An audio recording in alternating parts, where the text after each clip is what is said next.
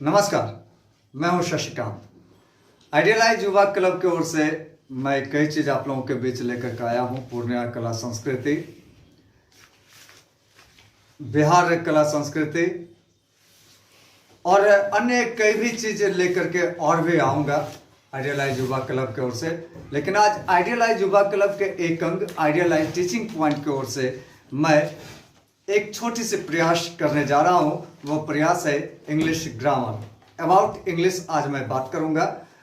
जहां भी मुझसे गलती हो मैं आपसे पहले ही क्षमा मांगता हूं और मैं आपसे यह आग्रह करता हूं कि आप हमें YouTube पे कमेंट्स जरूर करें ताकि मैं उस गलती को सुधार करके फिर अगले बार अगले ढंग से नए वीडियो बनाने का प्रयास करूंगा। सबसे पहले आज हम लोग चर्चा करते हैं व्हाट इज इंग्लिश। तो English is more advanced language which speak by foreigner people. हम लोग कह सकते हैं कि अंग्रेजी अति उच्च भाषा है जो विदेशियों के द्वारा बोला जाता है, विदेशी के द्वारा। या दूसरी परिभाषा हम यह दे सकते हैं कि English is a West Germanic language first spoken in early medieval England, which had become the leading language of international discourses in the 21st century. अंग्रेजी पश्चिमी जर्मनी भाषा है और यह 21वीं शताब्दी में पूरे विश्व में विस्तारित हो गया। It is very youngest language. हम कह सकते हैं कि अंग्रेजी सबसे जवान भाषा है। वो कैसे? तो आप एक उदाहरण यहां देखें कि जैसे कि संस्कृत में हम कहते हैं मातृ, हिंदी में कहते हैं माता, लैटिन में मोटर, इंग्लिश में मदर।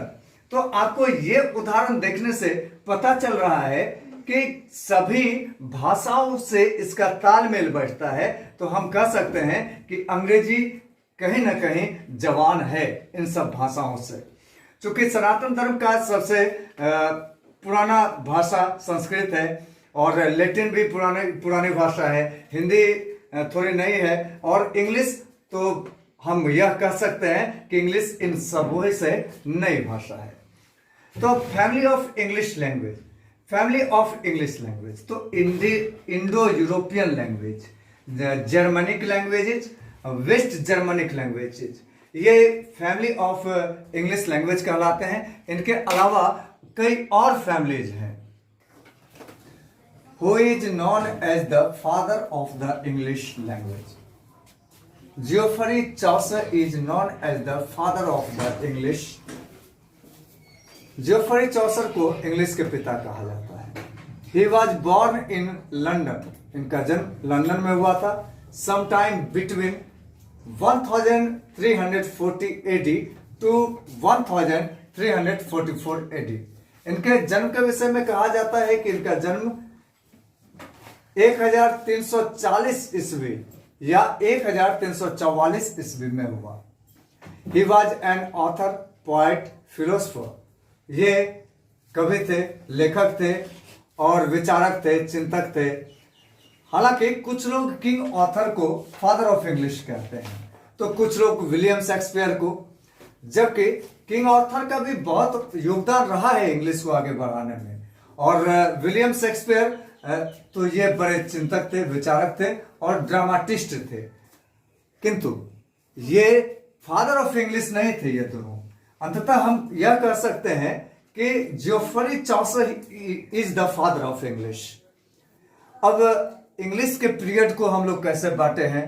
तो आपको पता है कि हम लोग इतिहास को 3 भागों में बांट करके पढ़ते हैं।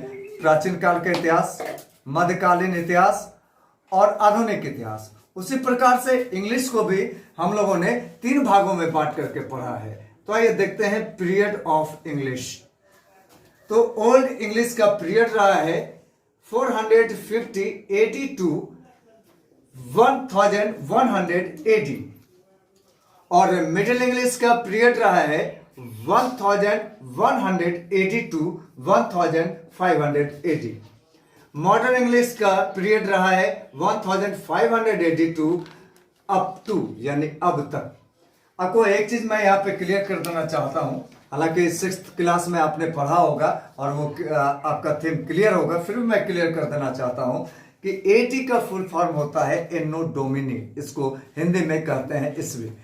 और आपको मैं ये भी बता दूं कि आप कहीं पे आपने देखा होगा बीसी, बीसी को कहते हैं बिफोर क्राइस्ट, ईसा पूर्व। बीसीई ये एक शब्द आता है, बीसीई बिफोर कॉमन एरा, ये शब्द भी आता है। तो एडी का फुल फॉर्म है एनो डोमिनी।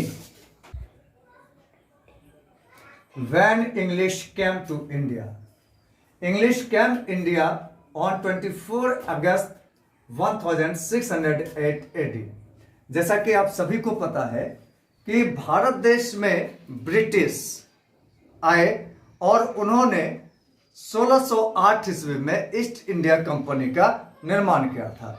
तो ब्रिटिशों का आगमन से ही, यानी ईस्ट इंडिया कंपनी के स्थापना, ब्रिटिशों का आगमन से माना जाता है कि भारत में अंग्रेजी का प्रवेश हुआ। तो इस पे एक हमें छोटी सी एक पंक्तियां मेरे लाइन इसमें आ रहा है कि भारत बना विदेश, भारत बना विदेश, हम लोगों ने बड़े शान से अंग्रेजों के अंग्रेजी भाषा को करवाया अपना देश प्रवेश, भारत बना विदेश। तो कब से भारत विदेश बनना शुरू हो गया? तो आपको याद रखना है कि 24 अगस्त 1608 ईस्वी से भारत विदेश बनना शुरू हो गया। इसी दिन ईस्ट इंडिया कंपनी की स्थापना हुई। हालांकि इसके पहले ही बहुत से दरबार में, जहांगीर के दरबार में और भी कई दरबार में अंग्रेज आ चुके थे, दूसरे देश वाले भी आ चुके थे, लेकिन अंग्रेजों का और अंग्रेजी का प्रवेश मुख्य रूप से 24 अगस्त 1608 ईस्वी को ही माना जाता है। अब है कि why English is important in our life. Because English is the language of our international communication in all areas. It helps us to get a deeper understanding of another culture. So, English is important in our life. कहता कि अंग्रेजी हम लोगों के जीवन में अब घुल मिल चुका है। पता है आपको, अंग्रेजी हम लोगों के जीवन में घुल मिल चुका है। तो क्योंकि अब यह अंतर्राष्ट्रीय भाषा बन चुका है, और अंतर्राष्ट्रीय भाषा बनने के कारण और हमें इसे सीखना चाहिए ताकि हम किसी भी क्षेत्र में जाएं तो हम अच्छे ढंग से उनसे बातचीत कर पाएंगे, घुल पाएंगे, उनके कल्चर को समझ पाएंगे, उनके सोसाइटी को समझ पाएंगे। या इसीलिए अंग्रेजी पढ़ना आवश्यक है और हम लोगों के जीवन में इसका महत्वपूर्ण योगदान है। आज इसी टॉपिक के साथ आप सभी हिंदू भाई को राम राम, मुस्लिम को सलाम और सिख को सत श्री अकाल।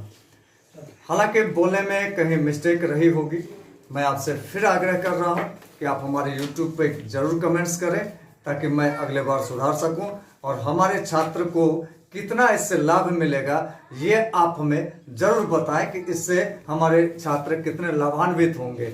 और आपसे एक आग्रह जरूर है कि हमारे YouTube चैनल को ज़्यादा से ज़्यादा सब्सक्राइब करें ताकि हम अपने छात्र के बीच में और आपके छात्रों के बीच में और आपके बीच में ज़्यादा से ज़्यादा आ सके और अपने चीज़ों को पहुंचा सके।